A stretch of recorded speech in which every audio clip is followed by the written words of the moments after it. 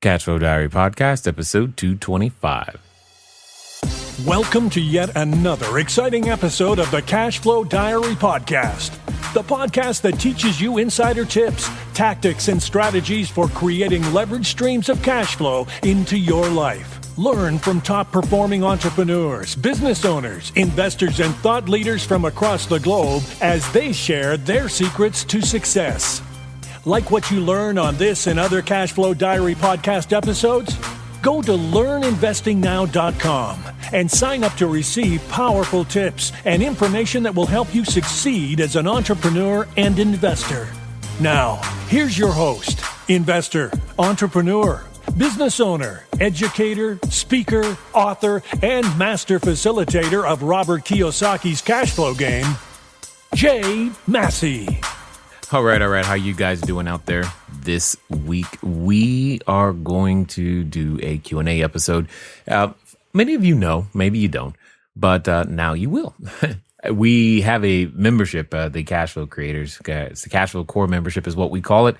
And I go to the studio. I give opportunities for people who are in the middle of their real estate transactions to ask me their questions so that we can hopefully move those transactions to a close. I mean, we've had people buy pizza shops, people buy apartment buildings, all kinds of interesting things happen, negotiating, wholesaling, all of the things that come up when it comes down to actually getting a real estate transaction done. And what I'm going to do is I'm going to give you an inside look, or listen, if you will, at this particular episode. And again, there's nothing overly special about this Q&A as opposed to all the other Q&As. I just want you to know that, I'm doing the best that we're doing the best that we can to get all of your questions answered. And hopefully some of these are questions that you had and we can get yours answered right now.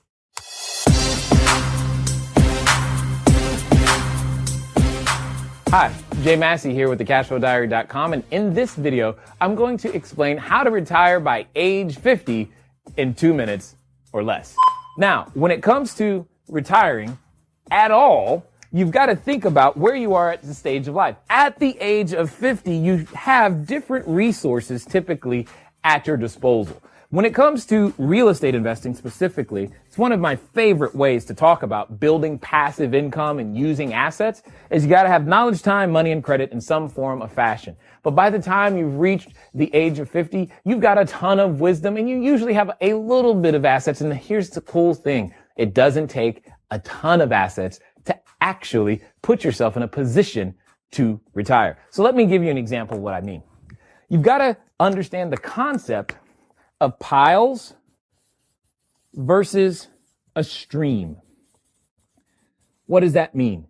Most of us are thinking that, hey, I've got to save a big pile of cash in order to put myself in a position to retire, even at age 50. Well, what if you take that same retirement plan? What if you take those existing assets that you currently have, instead of thinking that you have to spend them down, how about find a way to make them last a very long time? Here's what I mean. $100,000 is a simple number. But $100,000, when you spend it down, might last you maybe 3, if not 4 years, depending on the standard of living. But instead of doing that, what if you knew how to take that same $100,000 and you supplement your income for $10,000 a year every year without spending this down and keeping it intact? You can learn to develop a stream of income of $10,000 a year. Well, that simply means now you only have to do that 3, 4, or 5 times and you're ready to go. And you can do that by age 50 and retire. Thanks for watching. To learn more information about how to raise capital so that you can buy all those assets that you need to retire, click right here. It's going to take you to a page where I'm going to send you a free guide as well as a video series that's going to walk you through the beginning steps and, most importantly, the number one tool that you could use to make that happen. If you're on a mobile device, click the link below in the comments. It's the very, very first one. And also, make sure you hit subscribe. If you like the information that you heard in this particular video, by all means, hit like, and if you've got some questions, comment below. I look forward to talking to you soon. Until next time.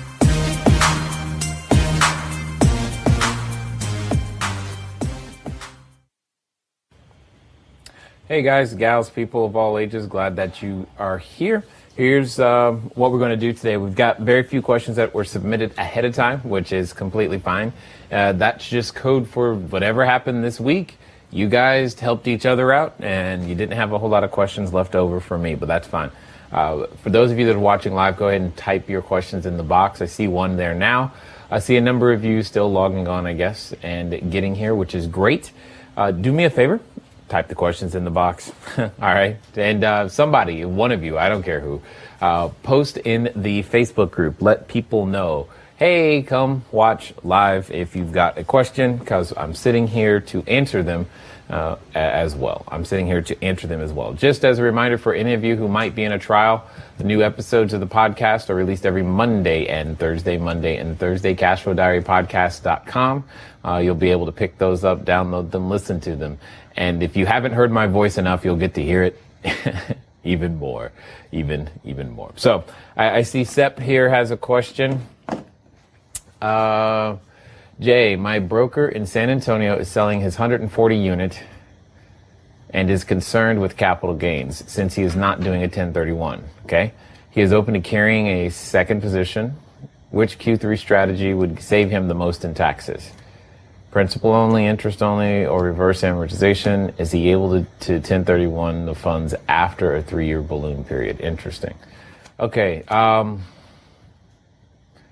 Lots of questions on this one, Sep. First, so when you say my broker in San Antonio, I'm assuming this means this is a guy who you've done business with, which is fine. Regarding the selling the 140 unit, concerned with capital gains makes me wonder how long he has had it, and etc. So how much gain is he actually concerned about deferring? So that's the other question.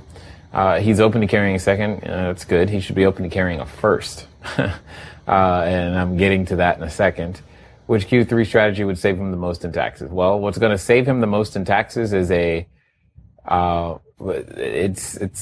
a combination of a couple of things. And remember, guys, I am not your tax advisor, but here's how you can minimize taxes in his situation.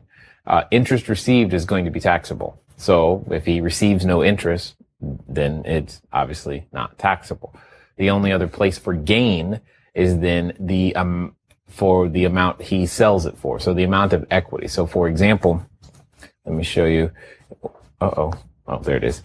So the amount of equity gain. So let's just say he paid for and has spent. Now, this is going to get a little technical in terms of terms. So between cost basis, and just understanding how much basis he has in a property. So it could be everything that he paid to purchase the property, right? Plus any improvements that he's made, along the way. So those are capital improvements. And there are certain expenses. So he probably has some operational, if he has any operational losses to account for, a lot of this stuff is going to get computed or imputed into the book value, or how much money he has actually in there. And this is also, you still have to include the loan, right? So he could have a lot of money in there. If he sells it to you for the same, so if he sells it for what his book value equals your sales price,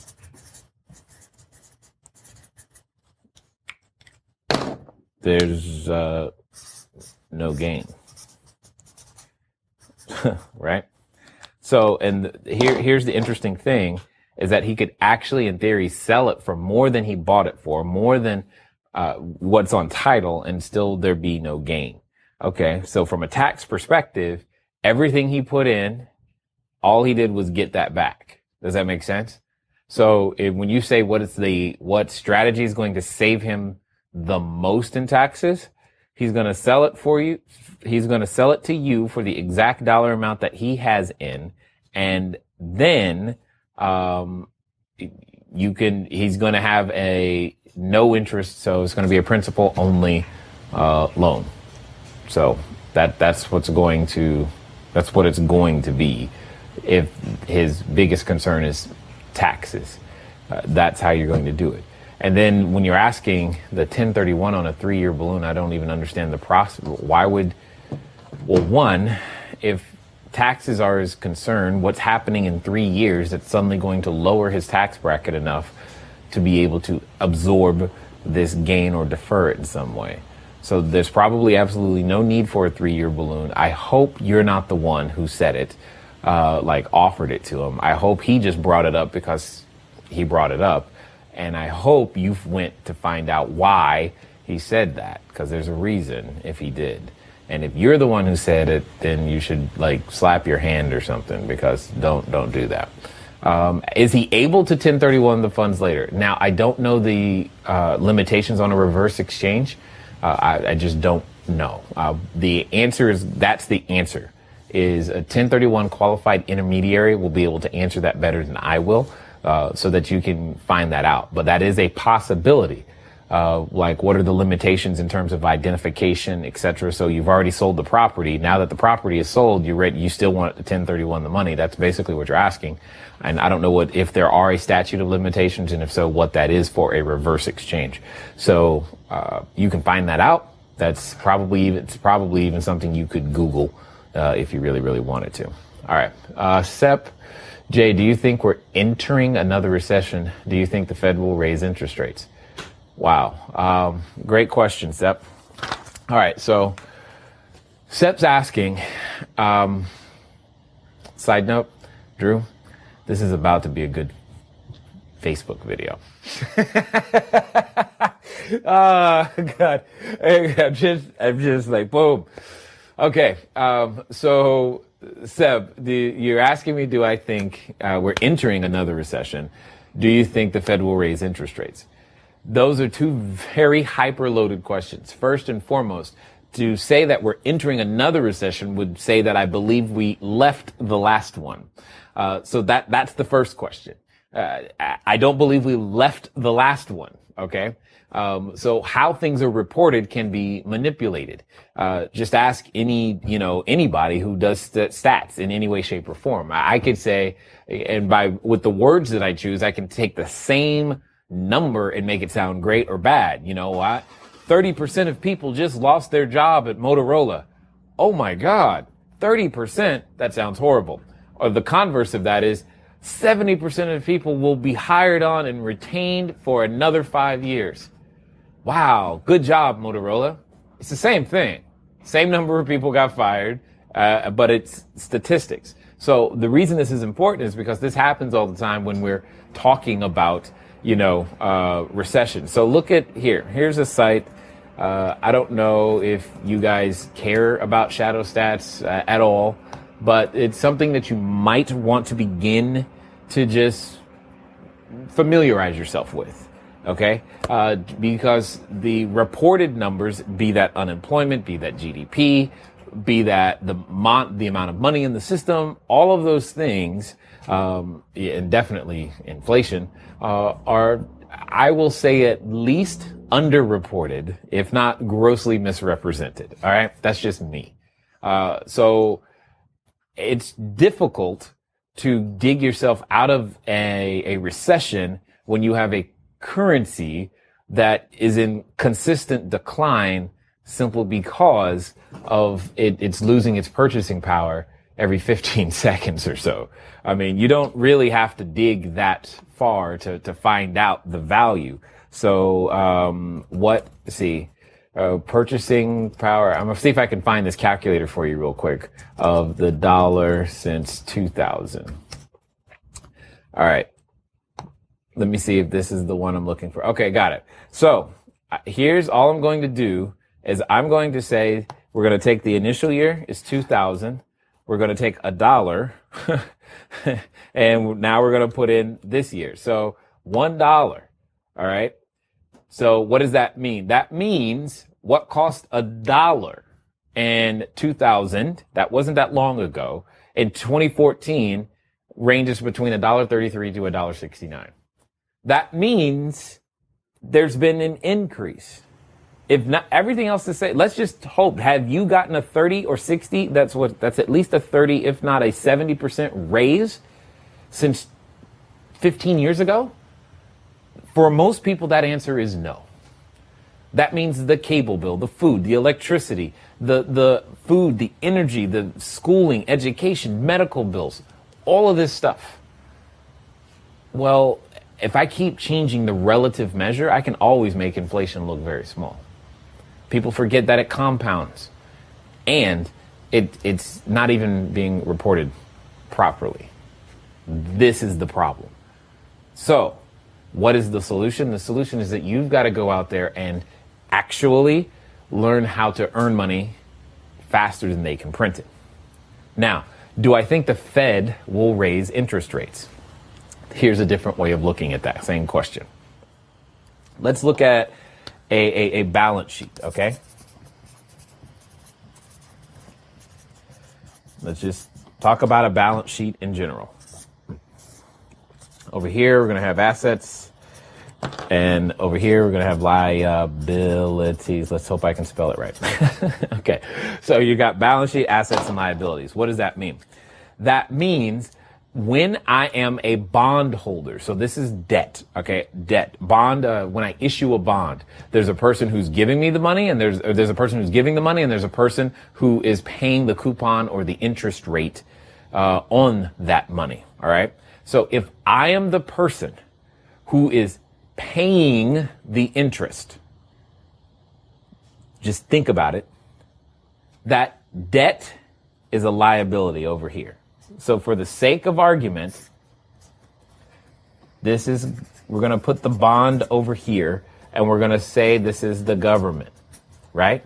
So when you have a liability, so let's also, I guess we'll also look at the income statement, and I'll make a small little one over here. When you're looking at the income statement, income minus expenses, what happens is that the expenses pay for the liabilities. Okay? So, the amount of money I can borrow is directly tied to how much money costs. Interest rate being the amount that money costs. If the cost of money goes up, then my payment also goes up. So when I'm looking right here at the payment, so my payment is tied to the interest rate, right? And many people we get that. We don't want our mortgages. Why don't we want an adjustable rate mortgage when we're buying a house? Because you know that payment's going to go up later, right? So let me ask you this. If you don't want your mortgage payment to go up because you're concerned that your income won't be enough to still make the payment, why on earth would the government want to increase their payment when they have a bunch of mortgages, or in this case, bonds, on their balance sheet? If you could keep the payment low, especially when you need new money to pay for the old money, if you can keep the payment low, then great. The real challenge is that our government and most governments produce nothing. Hear me clearly. They produce nothing to actually create value, right? Now, I'm not saying there isn't a use for roads and military service and all these other things, but they don't produce something brand new. They don't create something. Entrepreneurs, you and I, we have to go create something and then offer it to the marketplace in exchange for value. They stroke a pen, expand an Excel column, more zeros appear on the wrong side of their assets, by the way. And what ends up happening, this is the net effect. Clearly, I'm not describing the entire process between the Fed, the Treasury, and how money comes into being.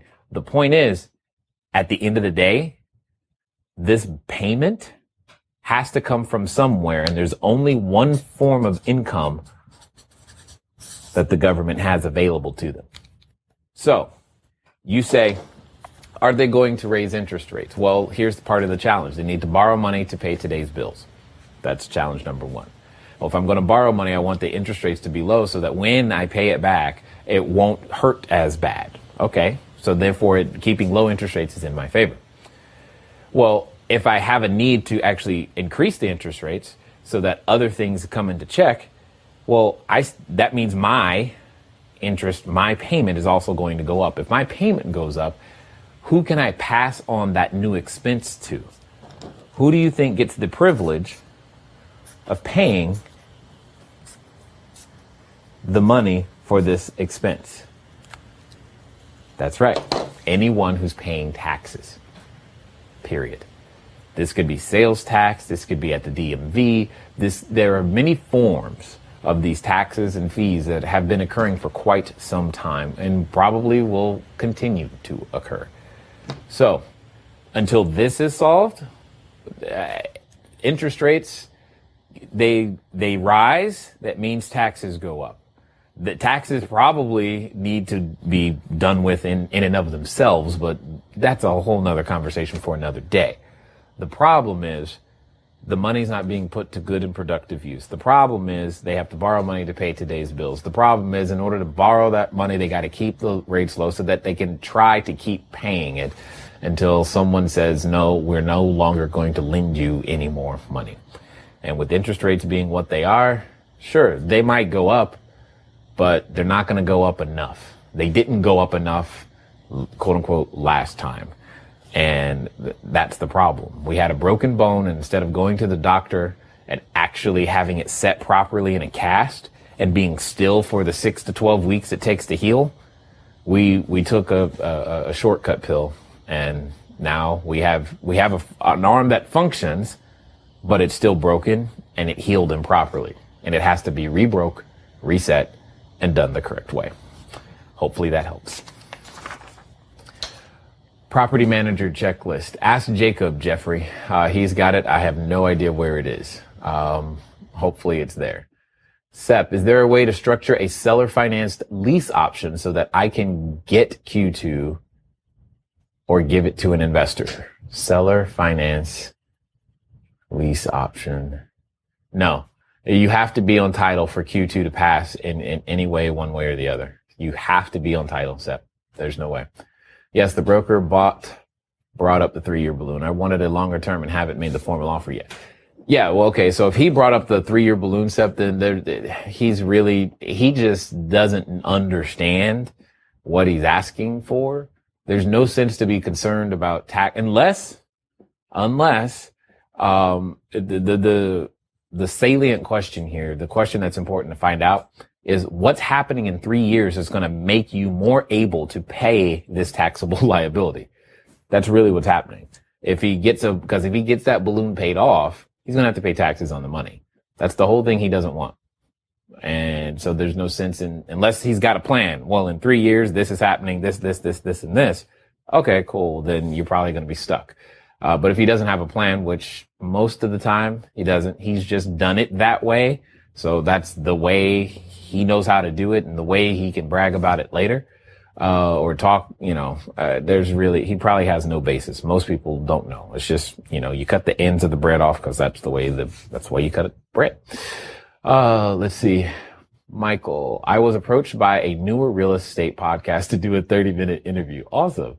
Is there anything I should know or ask before agreeing to it? Oh no, you're going to learn a lot. It's going to be awesome. But, in short, Michael, this is part of the reason why I want to get you guys, we're going to be doing the digital marketing mastermind. Should I have a plan on how to position myself in the interview or some type of agenda? So Mike, in general, what you want to be is you. Just be a person. Remember, don't suddenly transform yourself into some super high level, untouchable expert. Be a person who sells stuff. A person who sells stuff. Don't really focus on how smart you are, and for the love of God, do not try to explain the profit analysis quadrant over it's not going to work out. That it's, do your best to appeal to as many people as possible while being specific and true to who you are. That's going to help you more than anything. Do lots of listening and make sure that you're thinking. What helps me a lot is when I start to think about a specific person who I'm talking to. Now, I know you don't know who you're talking to, neither do I, but I make up a specific person in my head. A mom at home who's hoping that her husband can have a shot at getting out of her job, right? That when I say those words and I'm thinking like that, that helps me to talk to that person for that moment. A brother who's hoping to free his family, his other brother, so that they can together take care of their parents. All right, cool. Let me talk to you for a moment, right? So that's how I communicate with an audience, is that I start thinking about a person or a type of person who, because remember, people have a problem. Most of them aren't looking for real estate. They are hoping that real estate is a solution to a problem. What's the problem? Talk to that problem and you'll be completely fine. And as the digital marketing mastermind continues, you're going to have lots of good things. As a side note, while I'm thinking about it, I wanted to share with you guys just something. This is today's number. So I am scooting this over. Scoot, scoot, scoot, scoot. I just want to show you some things. For those of you considering the digital marketing mastermind, let me hit refresh. I'm just curious myself at the same time. I like looking at stats and stuff. So while we've been talking, just understand that some of the things that you're going to be learning will continue to happen. So this is just related to stuff that's been happening on Twitter for us today. So far, I'm going to subtract, because some of these are me. And I've been playing a lot on the website. So I can tell that we've probably sent about 120 people, to the website today. And you can see what times of the day and the hours they are. But those 120 people, I'm going to say, 10, 15, maybe only 5. Who cares? That's that 5 more people who are now into the database. Those 5 individuals are going to go through a process, and eventually some of them are going to invest with us. Some of them are going to become customers at various different levels. Some of them could be the very partner that I'm looking for, a very lender that I'm looking for a brand new deal. It doesn't matter. The point is that all of this is happening while other things are going on. And when you start doing podcasts, Mike, and adding to that, you need to have stuff like this in place so that you can actually maximize the impact and effect of being able to do that. Everything that I'm showing you right here, because there's a free way to do a lot of things, a very, very low cost way. And then there's a way to do things that actually cost some money up front. And this is one of those very, very low cost things that I'm showing you right now. So I know you meet a lot of people. I tell you all the time, 5 yeses a day keeps poverty away. What if you can get those 5 yeses before 6 a.m. without even waking up? And that's what we're talking about here, is how to put yourselves in a position to where you constantly have more leads than time. And as you continue to do that, for those of you who are going to be joining us in the digital marketing mastermind, this is just one of many, techniques that you're going to learn and understand how to execute, so that you can begin to generate leads, as I've done and as others are doing. And I want to say something to you, because you may not be thinking it, but understand this. Just like in the brick and mortar world, there was a time where the brick and mortar person laughed at the idea of needing a website. What do I need a website for? I'm telling you now, and I'm trying to be very clear with you, like I've been this entire time that I've known you. If you fail to learn these techniques that I am going to share with all of you, fail to implement them properly, you will not be around long enough to make all the mistakes and, most importantly, catch up to those that are already doing these things. There's just too much power and marketing prowess that is coalescing and forcing us, those of us who have traditionally done things with yellow letters. I'm going to beat the pants off the yellow letter person. You're going to beat the pants off all of these auctioneers. You're going to start to see this continuing to occur. And the only thing that's going to be the difference is there's the size of their database, and their marketing power is going to be bigger than yours. And I'm not talking about the big corporate people. I'm talking about mom and pop real estate investor sitting next door. It will happen. I just want to protect you guys because I've been watching this go on. And there's not a whole lot of people. There's the real estate space is really relatively untouched from sophisticated high-level marketers. In fact, from the surveys that I've done, there's 2. And I'm not even counting me. That's 2 not counting me, right?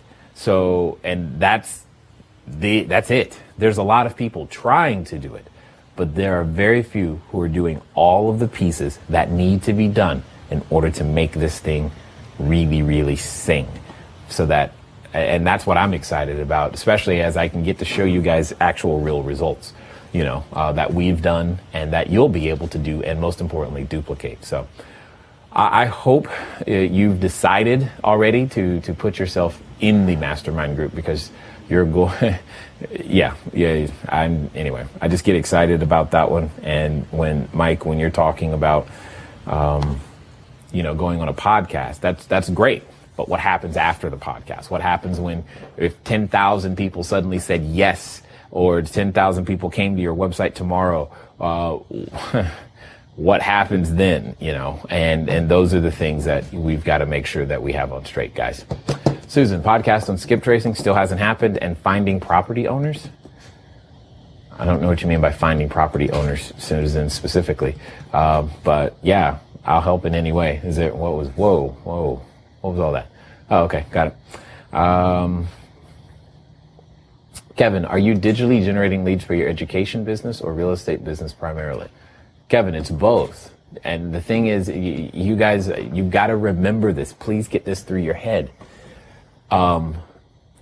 You educate to dominate. There isn't an investor. There will be no investor that you sit down with who you will not first educate in some way. And this is how all this started, because I had the same question, Kevin. I'm like, why do I want to do that? I didn't, in fact, I didn't. I watched other people do it for years. Anyway, the point is, every time I sat down, what happened is I would sit down with an investor. I'm doing what you guys now know as the Triple I interview, but they were so much longer because they hadn't come to a cash flow game. They didn't know anything about investor. I didn't even know how to explain the concept of investor identity, but I was fumbling through, and it took so long to educate them on all the pieces, and the profit analysis quadrant came out in pieces. Anyway, the point is, it'd be a 2-hour conversation and their brain would be full. That's a problem. Only because that's not the correct mindset or ability. You're not able to move people forward. You must, and you will. You're thinking, and I understand the thinking. This is not, I'm just going to go to the store and pick up buyers and sellers and be done. A real estate investor, like every business owner, but more so because you're a real estate guy or gal, has to rely on their database. There is no store. I can't just go to, if I'm making pens, I can go to a plastic manufacturer to make the case. There's tons of them. Those are easy to find. Those service providers, yeah, they're there, but they're not the people that you need. You need a database that knows you, that likes you, that understands your brand if you want to build this thing. Now, if you just want to do 3 deals, ignore everything I'm saying. Please. We can still help you. All that's great. But please do not miss this point. You will do more real estate because you are focused on educating people first, not just looking for people for that next deal. There is a reason you see this transition happen for nearly every investor or real estate investor that you've learned from, is because once you get to a certain point, you can't go in your backyard and raise more capital because they all know you already and they know your investor identity, and you're looking for other things or bigger things that you want to take down, or you just choose to stay small. And there's nothing wrong with that.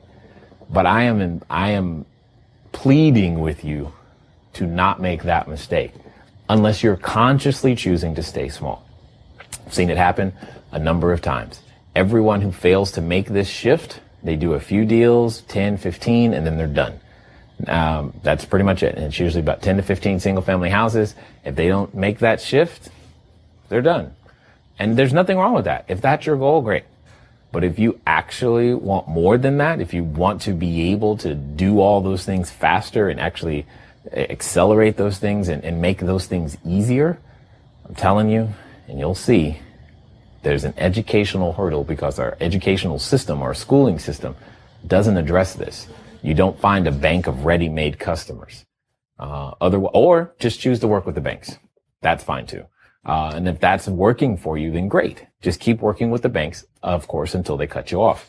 And then once they cut you off, then I'll show you how to actually go out there and build the rest of the business. The challenge is that you're all going to face it. It's going to happen. And I'm trying to put you in a position to be able to respond to it as opposed to react to it, because you don't want to have to react to it after you're like, oh my God, I should have did this 12 months ago, because it's not a process. You can't just flip a switch and suddenly have it work. It takes time to build it. And then once it starts working, it just doesn't stop. Hopefully that makes sense. Steve had a triple I. Why do I feel like I'm in the middle of something here? Did he paste that backwards? And afterwards went through the PAQ. Am I missing something first? No, that was his first one? Okay. Had a triple I and afterward the went through the PAQ. When I reviewed the quadrants with the prospect at the end, she stated, well, I know I said I was looking for stable cash flow and an equity stake, but now that I see this, I want Q2 and Q4. What might I have missed in my explanation of the PAQ? Her statements were very clear and confirmed these with her before I explained the PAQ. Oh, okay, that's fine. You have run into you've got a couple of things. So I don't think you did anything wrong. In fact, you explained it perfectly, so perfectly that she got it. And she's like, well, I want all of that. Well, cool. Then in order for you to have all of that, remember, ninja negotiation, here's how that works. In order for you to have all of this, I need you to be able to contribute more money. Or what a part of the knowledge and time components are you actually contributing? Because remember, if she's only money and credit, you can't get all of these things unless she's contributing enough money for your deal. And you get to determine how much money that is, Steve. That's totally up to you. And I've also, the first time I got that, I remember it well. I was in a restaurant in Long Beach on the pier, and a person said, well, that's a lot of money right there, and I want all of those things. Well, how do I get, and why can't you give me all of those things? So I remember it clearly because it was hilarious when I said it. It was just one of those moments I said, and I kid you not, I said, oh, so what you're saying is you want to be me. That's exactly what I said. And they were like, yeah. I'm like, oh, okay. Well, yeah. Anyway, long story short, they did not end up writing a check. The point is that was the other thing that I said to that. I remember it quite well. She also mentioned that she did not know how to value any one of the quadrants and therefore did not know how to price it. What did I miss in my explanation? Who is this person? What is she trying to price? There's nothing really to price other in that sense. So if they're getting, all you're trying to do is calculating the dollar amount of the return in that particular quadrant. What is the dollar amount that she would earn? If she's got 20% of Q2 and 15% of Q1, okay, great. Those two come up to a number. That number divided by her contribution amount is going to be her return. I'm not sure what price she meant other than that. But when someone says pricing to me, that says, when they say don't know how to price it, it sounds like you're talking to a hard money lender or someone who's done hard money lending in some way or is financial. And that's fine, which is typically what they mean is they don't know how to price a loan. And that's fine. It's just, I need a little bit more understanding about who this person is. Is that it in there?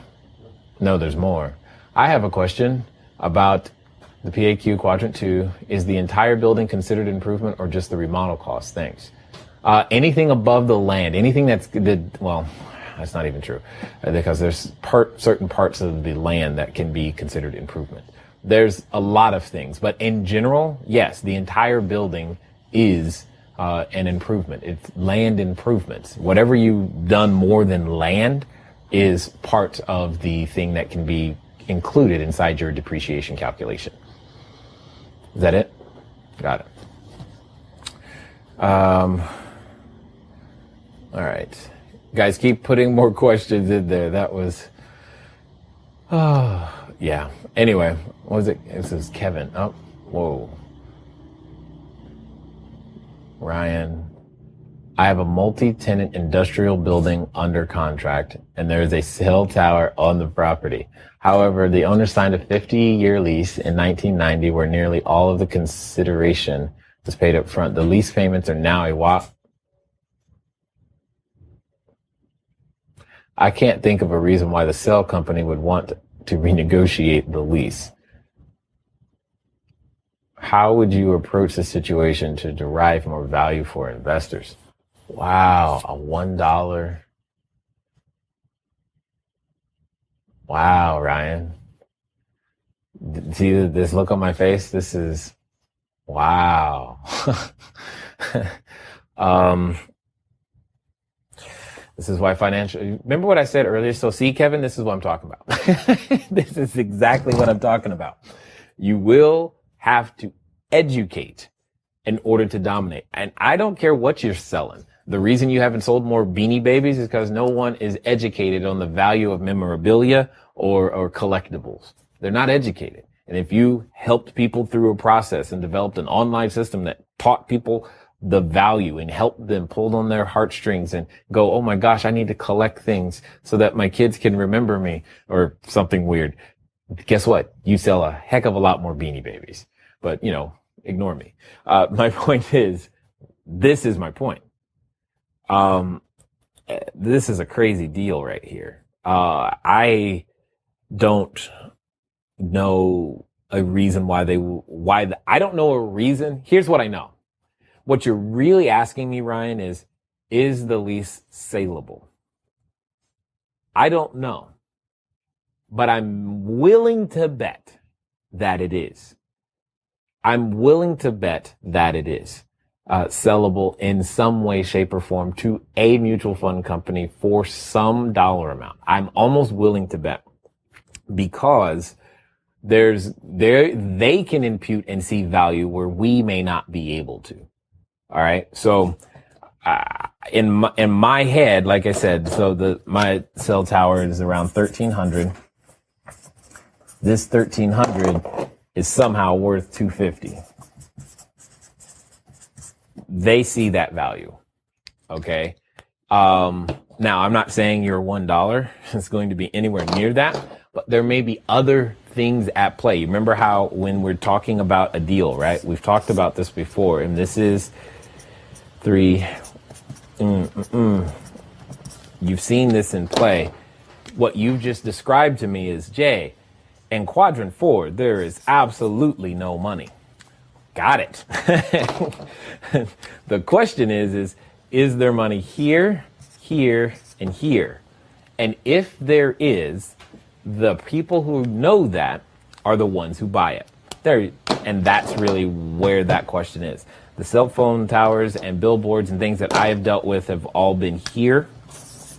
So, good question.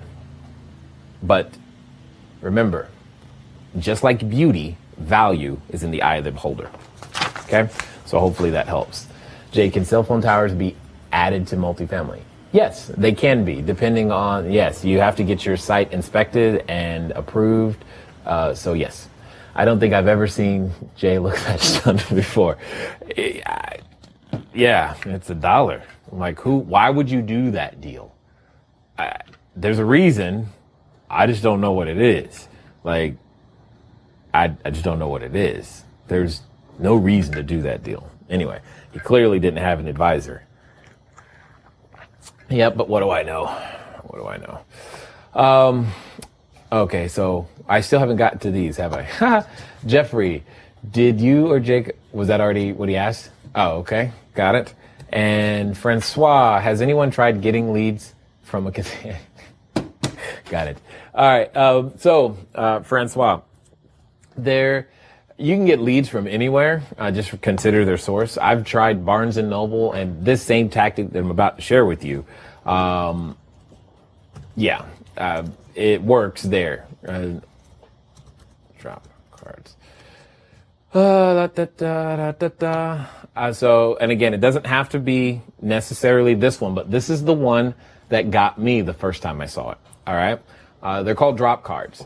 You can, all it simply is, these are drop cards in this case that are designed to look like US currency. And guess what you do?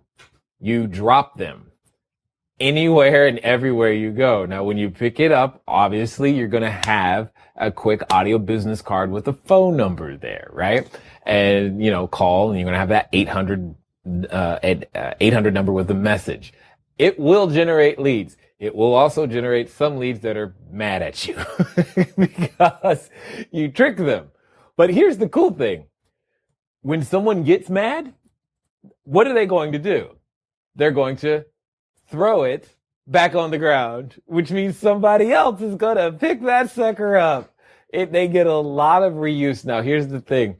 I'm guilty of going to like parking lots like Costco. I'm guilty of putting these in books. Like I remember I would go to the business or investment section. I put these in the middle of books in Barnes and Noble. And guess what? They're gonna sell the book. And then when someone gets to that page, they just like, cool. Anyway, here's the other thing I'm guilty of doing. Dropping them in the parking lot, parking, and waiting to watch people react to them because it's fun. All right. All I'm saying is the first time I saw one of these, Poppy saw it. Poppy and I saw it at the same time. We almost got in an argument all the way up the escalator because we thought it was real. And then we opened it and then I'm just like, that's hot, Anyway, outside of a casino, here's how I'm going to take these. I'm going to drop them. I bet you they get picked up. I bet you they get called, but you also have to think about the psychographic of the person who's at a casino. All right. So keep that in mind. That's why I always liked Costco, because the demographic of Costco's customer is more attuned to what you and I do, than a casino. A casino, that person is typically looking to quote unquote get rich quick. The words like perseverance and hard work may not necessarily be the things that they are leaning on. They're trying to get that big score, if you will, which, as we have all learned, is a unicorn in the woods in Neverland, right? So all of those things are there. But if you really want to have some fun at a casino, there you go, my friend. Go for it. Hey, YouTube this. Oh my God, it would be so hilarious. Anyway, I got excited. Jay, okay, yeah, you said you tried to buy a casino. What was that story? I did. It was in Colorado, and okay, dude, you want to talk about money? I mean, like, wow, cash flow on a whole new level. Here was my challenge. My challenge was, I did not feel morally good about helping that particular customer. And that's what it came down to. Do they cash flow? You betcha. That's why they've been around for so long. I mean, I've seen the financial statements of one recently. It was in Ohio. I think it was somewhere to the tune of $65 million of profit a month. I mean, it's the numbers are staggering. That's what got my attention. And all I had to do was raise capital, and I could have been a part of the deal. And it wasn't even a lot. Well, relatively a lot. The point is, it just came down to an issue of conscience, and I said no. What was your message that dropped on that drop card or dollar bill? Let me think. If you'd like to turn this into something real, call. It was something similar to that. Because it was me trying to acknowledge that you might be mad. Because you picked up what you thought was a $100 bill. My lucky day. And then you're like, oh, So, and that it was something to that effect. Something that acknowledged it was fake, but I did have something real on the other end. call. And then they could call a pre-recorded message. A number of those people would leave their name, phone number, email. I'd call those back. Those people came to a cash flow game. And I still had to educate those people. So, and that's the thing, Kevin, please hear me clearly, that you can market. I mean, this is why that's why so few realtors, here's why so few realtors actually earn the money. Just look at the National Association of Realtors statistics. So few of them have so much of their respective marketplaces because all the ones fighting for scraps at the bottom are looking for deals and trying to find sellers. The top ones, they're focused on the education. They're focused on holding, first-time buyer seminars, or does it make sense to rent or buy? You see that all the time. That, while isn't directly marketing for a buyer or a seller, it is education. It is providing value. The real estate industry is well behind all the others. The cool thing is we get to watch and we know what to model.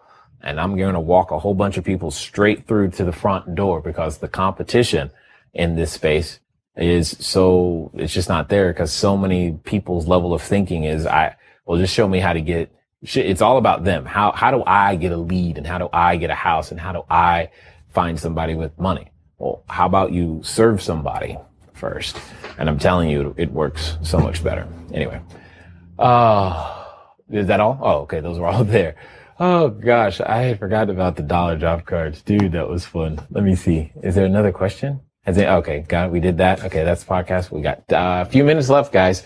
So gals and peoples, type your questions. And if this is you, if you're just here on your trial, welcome. Glad you're here. Cashflowdiarypodcast.com. You can go get the podcast, obviously, listen to it. Comes in many flavors, well over 200 different episodes. And I enjoy interviewing people and talking to them and helping. Let me see, Jay, how would you generate cash flow game leads from a wealthy neighborhood? It's going to be, the demographic is not going to change. Whether the neighborhood is wealthy, by you saying the word wealthy, you are implying or trying to imply that they don't need or want more money, or more importantly, know what to do with their money. Just because someone has something, I could have an abundance of food. Like if you gave me an abundance of grain, salt, and the ingredients to cook, that's wonderful. I am rich in food, but I do not know how to cook at all. And I will still starve. Okay? I could have an abundance of all these things, and I'm still probably going to find my way over to Wendy's. Actually Smashburger. I don't know if you had a Smashburger, but they're awesome. Anyway, I'm not going to change a doggone thing, whether it's wealthy or not. I might change the marketing message a little bit. I might change the presentation, the production value. So instead of having a flyer printed at Kinko's in the middle at 1 a.m., I might take a little bit more care into its design in order to make sure that it attracts the right person. And you've seen me talk about this before, but let me remind you. So I'm going to go to Walmart, I'm going to go to Target, and then I'm going to go to Nordstrom, right? And just looking at their website, oh, I didn't type Nordstrom right, did I? Nordstrom.com. Okay, I got them all right. All right. So when I go to Walmart, you can tell it's emphasizing, they're still selling their stuff, but they're emphasizing something different. You can see discounts almost on everything. Save 25. The last one had to strike through the price and zip up savings. All three of the things that we've seen so far have all been about saving money. And they're advertising price and how inexpensive we are, etc. Then we go to Target and we're going to see something different. Oh, look. They've got Halloween costumes. Target has Halloween costumes. Oh, surprise. Now, are they still advertising to people who want to save some money? Yes, but not everything has a price tag on it. It looks and it feels different. It's advertising the exact same thing. Come to my store. I can solve the problem. Now, this one's not even turning. The only thing they're focused on is is Halloween right now, which, okay, is fine. It looks like they're having something special on Tuesday, but they got some towels here and some other things. The point is you can see the change of who they're trying to speak to, and it's never more obvious than when you click here.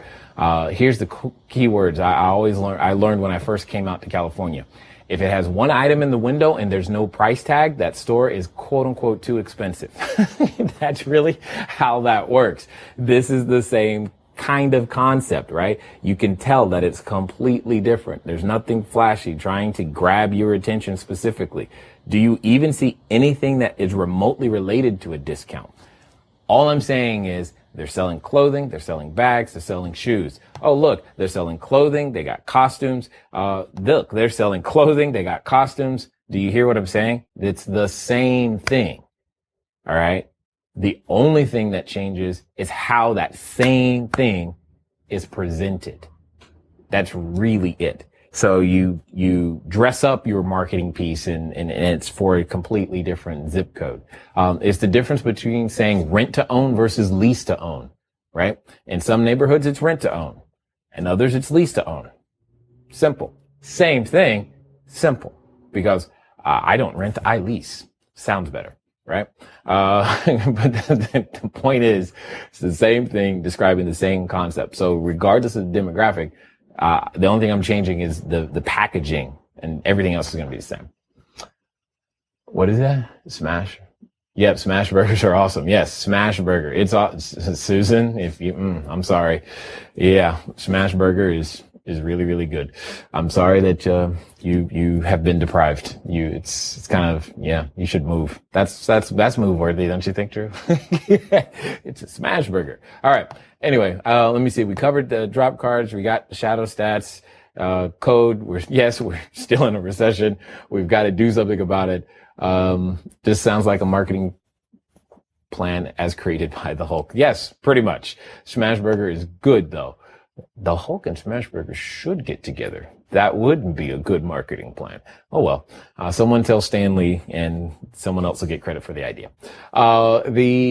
At the end of the day, guys, I'm enjoying hanging out with you guys. If you haven't already, cashflowdiary.com, you can get details on the digital marketing mastermind, cashflowdiary.com/DMMG. You can get the details on the digital marketing mastermind. You can see everything that we're going to be going through. You can see, again, we've captured some screenshots from our database. We're going to put this sucker on, I don't know, I can't really, it's going to be, a lot of it's going to be autopilot, but we're also going to add a lot of fuel to the fire.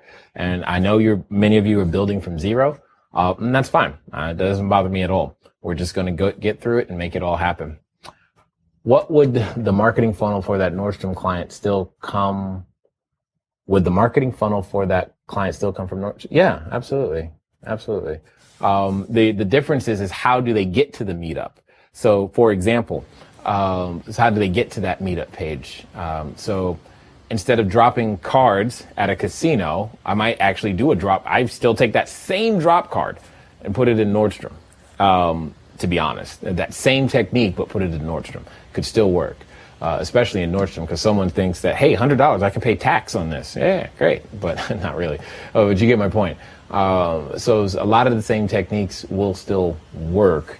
For example, for podcasting is a Nordstrom attractor for sure, especially because the average Apple owner, they've done the numbers, has a household income of 70 grand or more. So that helps. Anyway. The point is, getting into the marketing mastermind is going to be key for all of you. And you're either going to be whipsawed by it, and I'm trying to be gentle, but at the same time, very, very truthful to you, because you don't have a big enough database to actually have a sustainable business, and it's going to be hard, or you can make it easier. And this is the key. So hopefully it is. What is the sign-up deadline, Julio? We are starting on Monday, Julio. We are starting on Monday. So what does that mean? That means you click this button, you make a $9.97 deposit today, then you and I are going to get on the phone and talk about your payment plan. So you've got a discount. Let me see. It's $75 $74.97 normally. The deposit goes towards whatever you choose. It's $74.97 normally, so that's 3 payments of $24.97, giving you time, or 1 payment and you get a $2,500 discount at $49.97 total. Either way, just to get your spot, I would strongly suggest you reserve. Click the button because I'm going to show you the stuff that I've been doing. You guys wonder. I mean, just think. I just want you guys to think about it. Do you think any of the people, you guys are mostly the knowledge and time people. So let's just be really clear. Is there a lot of opportunity just in the knowledge and time side? The answer is yes, absolutely. But even though, and you've seen the numbers, and I will show them to you again, even though you've seen the numbers from the education and the knowledge and time and all this coaching stuff that most of you don't want to do. I got that. I'm not asking you to do that. You don't have to do that. I think a number of you are going to want to do it after a while. But even though you've seen numbers like this, okay, even though you see that, even though you see 14, almost, we're about to crack 14,000. Even though you see that, my question to you is, do you honestly think all 14,000 of those people contributed to that number? Or more importantly, where do you think I really earn more money from? Even though you're seeing those numbers, the real estate is still bigger. And that's what I'm trying to drive home to you. You don't have to stop to pick that up. That's fine. Don't. But you still have to do the same process in order to get the 100,000, the 200,000, the $500,000, the $1 million person over and over again systematically. Sure, you can luck up on them once or twice. Or we can put together a system together. One that I've already proven using all the correct tools, knowing so that you can cut out the fluff and find them systematically over and over and over again. You get to choose. That's what we're talking about here. And that's why I really, really am stressing this so hard, is because this is lifeline. You can be the best fix and flipper. You can be the best rehabber. You could give a great cash flow game. But if you can't get that sucker to 50, 100, and 200 people and keep it there, if you can't grow your database and always have more capital to use, because you're going to have excess time, especially as a buy and hold person, you're going to need to make these things to go. You'll see, you'll understand. Anyway, Jay, if we are giving someone a promissory note for their funds, can we restrict them from selling or discounting it? If so, how? Yeah, sure.